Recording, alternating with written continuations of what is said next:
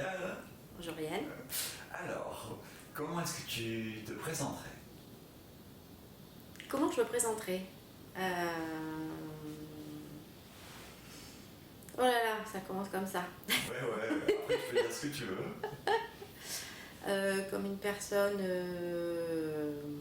gaie, joyeuse, avec un grand penchant pour aimer les choses qui sont bonnes dans la vie. Okay. Voilà. Et curieuse de plein d'aventures et de plein d'expériences. Ouais, très curieuse et depuis quelques années sur un petit chemin, un grand chemin d'éveil qui me plaît, avec plein d'embûches, mais qui me plaît et voilà. Ok. Ouais. Et donc là, on est là pour parler du jeûne, de partager ton témoignage de jeûne. Déjà, comment est-ce que tu en as entendu parler pour la première fois? La première fois, c'était ma mère qui en a fait il y a 15 ans, donc j'ai dû en entendre parler il y a une quinzaine d'années, qui en a fait un et même plusieurs derrière, toute seule avec des copines, parce qu'une fois qu'elle a eu compris le truc, elle l'a organisé dans les Cévennes avec ses copines, où je trouvais qu'elle était folle, voilà.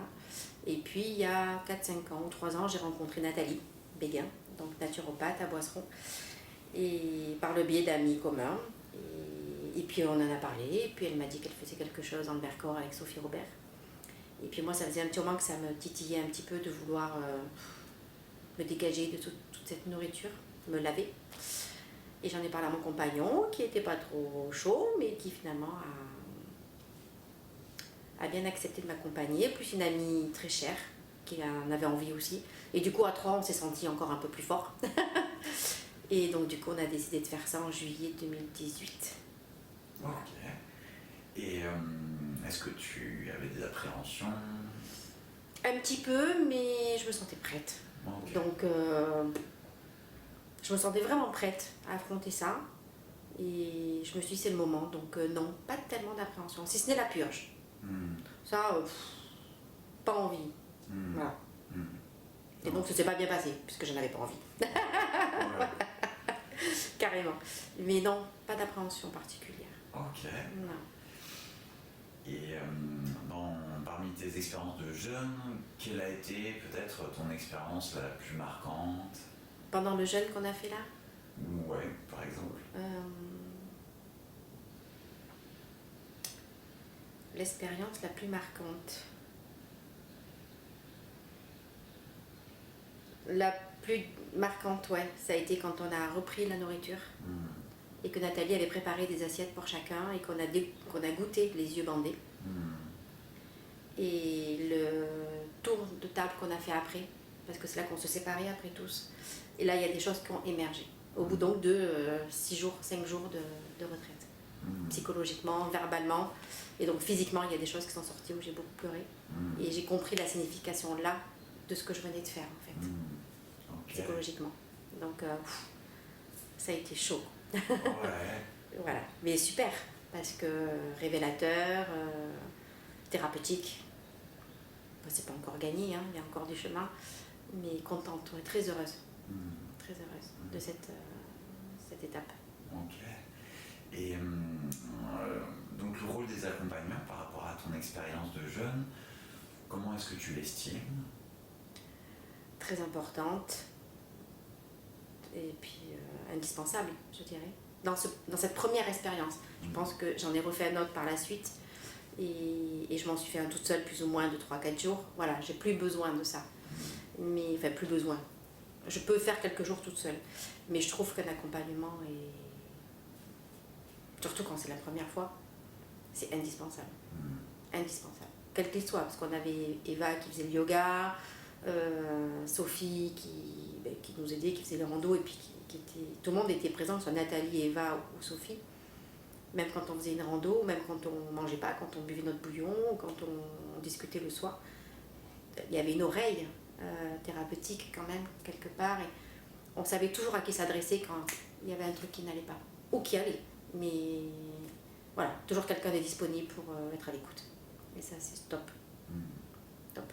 Ah ouais. Et parmi tes expériences de jeûne, quelle a été la meilleure expérience pour toi? Ou la meilleure chose qui a pu émerger au cours de ton jeûne? C'est ma petite expérience que j'ai faite de 3 jours, toute seule, où je suis partie m'isoler pendant 3 jours à Bouzigues. C'est où? C'est sur la côte aussi, c'est à côté de Metz. Je sais pas si tu vois Metz. Non, mais c'est bord de mer. Bord de mer, voilà. Et vue sur les parcs à huîtres. Ok. Voilà, je me suis octroyé 3 jours, 4 jours même, où je suis partie juste avec des fruits et légumes quand même. Je voulais pas faire un jeûne, hein, mais je voulais, pareil, je l'ai fait là au mois d'octobre, donc 2 ans après mon premier jeûne. Et me purifier aussi, besoin de m'enlever psychologiquement et physiquement des émotions et des choses qui avaient été très difficiles l'été précédent. Je voulais me quitter tout ça de mon corps et de mon esprit. Et du coup, j'avais pris très peu à manger, mais du coup, j'ai quasiment pas mangé. Quasiment pas. Vraiment pas. Et là, j'ai ressenti vraiment un bien-être faramineux, avec des idées qui me sont venues, avec une clairvoyance assez exceptionnelle.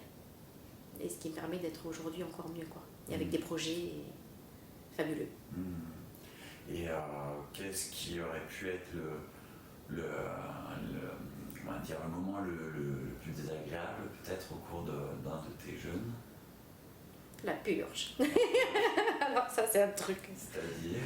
Ben, je sais pas, je pense que j'ai un petit souci à régler de ce côté-là, quoi. Mais elles ne marchent pas, les purges, elles ne fonctionnent pas avec moi. Okay. Donc, il y a un gros stress avec ça, de vomir, enfin... Ouais. Alors que pendant le jeûne en lui-même, j'ai peut-être eu des petites difficultés, mais j'en ai même pas souvenir.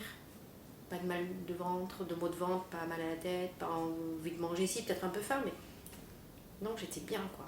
J'ai vraiment, tous les trucs que j'ai vécus, comme je les ai fait vraiment avec envie et désir, vraiment je les ai bien vécus, parce que je savais que c'était bienveillant pour moi et que j'en avais besoin.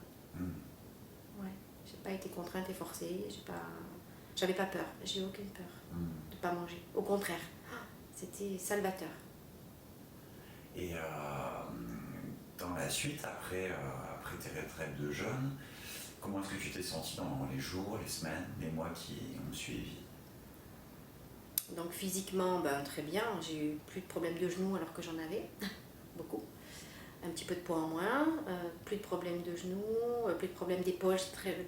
J'avais pas mal de soucis au niveau des épaules avec des multitendinites récidivistes, enfin tout le temps là. Tout ça, ça s'est allégé, quoi. Vraiment allégé. Si on parle sur un plan physique, voilà, donc j'ai vraiment ressenti des bienfaits.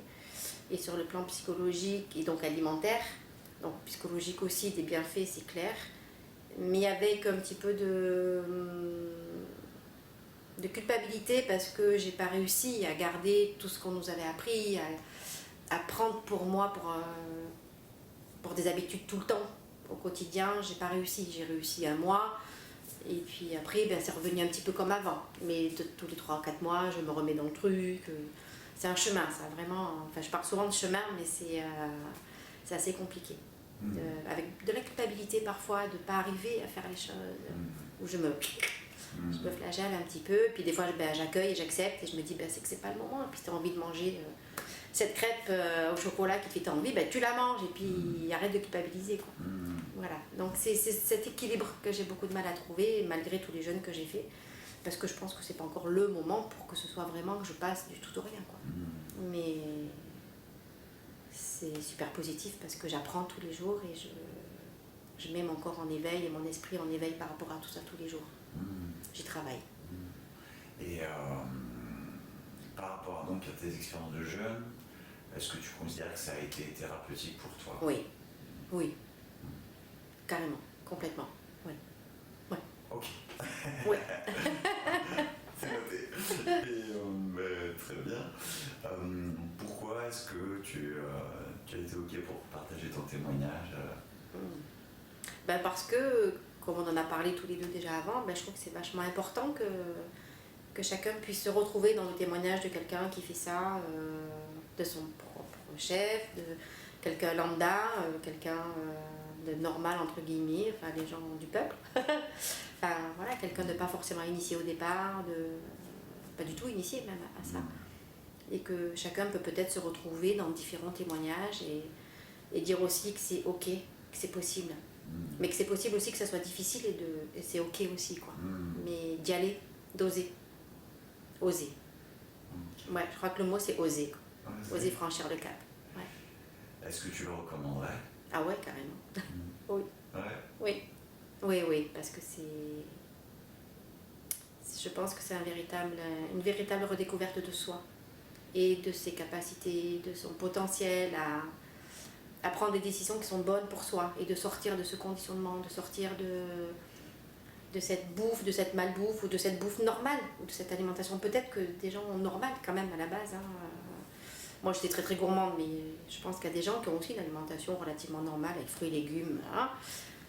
Mais on peut aller plus loin que ça, quoi. Ouais. Voilà. Ok. Et donc pour clore notre témoignage, si tu pouvais résumer en un mot ou deux ton expérience avec le jeûne. Révélation. Révélation. Ouais. Ok. Ouais. Ok. Même si c'est pas gagné, c'est quand même une révélation et on va continuer. Ah ouais. Révélation, c'est révélation. Ouais. Voilà. Ok, super. Merci beaucoup Pascal. Je t'en prie.